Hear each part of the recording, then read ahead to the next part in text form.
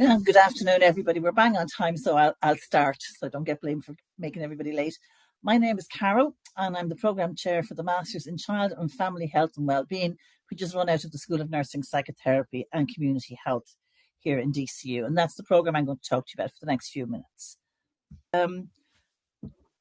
Why might you be interested in doing this course? It's for anybody who's particularly interested in the contemporary evidence and issues, in promoting the young person, and the family's health and well-being. So we look at from infancy up to 18, or if you're interested in, critical reflection and analysis to address, current child health and societal challenges that we have in Ireland, as well as internationally, and there are plenty of them. Child poverty probably comes to your mind as one of the first one. To promote and advance interdisciplinary skills. And the program is very interdisciplinary. So it's deliberately set up that way. It's not for one specific discipline. And it's working predominantly to work in collaboration across disciplines in both research, in policy making, we input into policy, and into professional and clinical practices. So if you're interested in any of those three, this course might be of interest to you. So can I go on to the next slide, Martin? Sorry about this. Yeah. Who would benefit from this program? In a nutshell, just about anybody who's working with children and or children and their families. And depending on the professional background you're in, some of you might work more with the children or the young person, or some more with the families, or some with a combination of both. We tend to have students with a background from teachers, so primary school, early years teachers, allied healthcare professionals, so physiotherapists, occupational therapies, nurses, non-governmental organisations, public health nurses, social workers, guards, anybody really working with children. The way the programme is structured, the awards are available. You can have a graduate diploma in Child and Family Health and Wellbeing, which is 60 credits, and then the Masters in Child and Family Health and Wellbeing, which is 90 credits. Okay. So if I could go on to the next slide, please. Okay.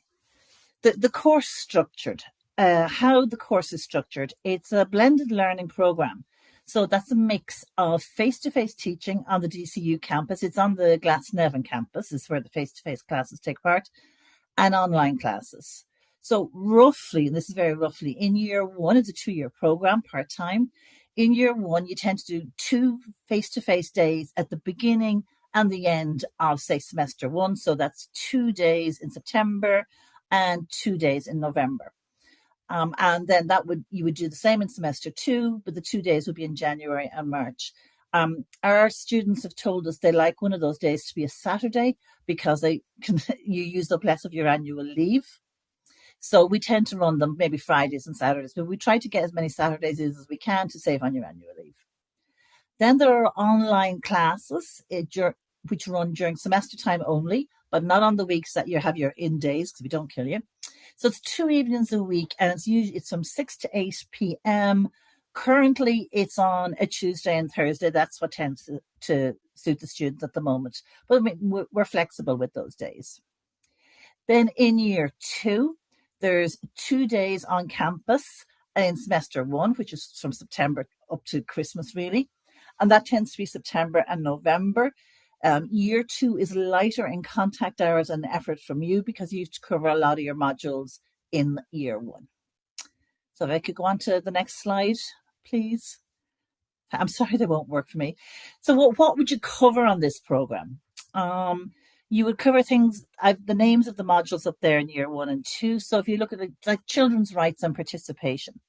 So you would look at the United Nations Convention on the Rights of the Child. All policy in Ireland is based on addressing the various articles within the United Nations Convention on the Rights of the Child. Any work that's done with children, these days there has to be participation from children within the service. So I work closely with Barbara Meany in the Department of Children and on participation models on how to engage children and young people within the services and their evaluations, effectiveness, etc. We'd also look at global child health and health inequalities, because an awful lot of the national health inequalities that we have here in Ireland are the same internationally, and what has been done to address these. The contemporary issues in child and adolescent mental health, again, a very popular module. Mental health is a huge issue within childhood and adolescence. So we would start that from infant mental health issues right up to adolescence. And we tend to run parts of that on your face-to-face day because we would get experts in to speak to you, and then we'd also get experts in for other modules like the children's rights. We'd get the Ombudsman for Children's Office in. We'd get Dr. Harry Shire, who wrote up one of the models of participation.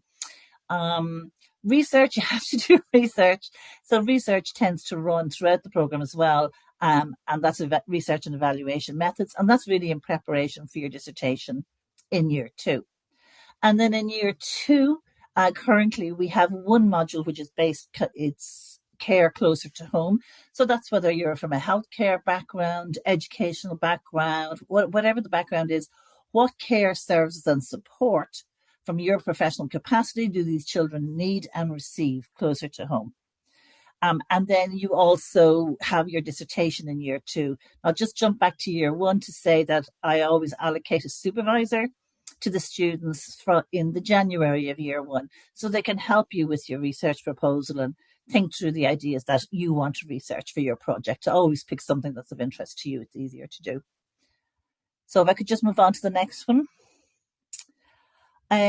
So why do this program? Well, I guess you'll be heartbroken to hear that there's absolutely no exams throughout the course. It's all continuous assessment. So that would be assignments, group presentations, debates, posters. There's a variety of assessment methodologies, but no exams. The mix seems to suit people. It definitely does, of the online and the face-to-face teaching. You get very up-to-date evidence-based knowledge, and we would bring in experts within the different fields for the different modules to talk to you. As I said, there's a good mix of teaching methods. Some are straightforward lectures, there's seminars, workshops. So it doesn't matter really what your teaching and style is. One or more of them hopefully will suit you. Students always want the timetable at the beginning of the year because most people doing a part-time master's, you're working full-time. So they really appreciate that we make the timetable available in September for the entire year. So you can plan your professional and your personal commitments for the full year. So we give you that in September, and then you can sort out whatever you need to sort out yourselves after that.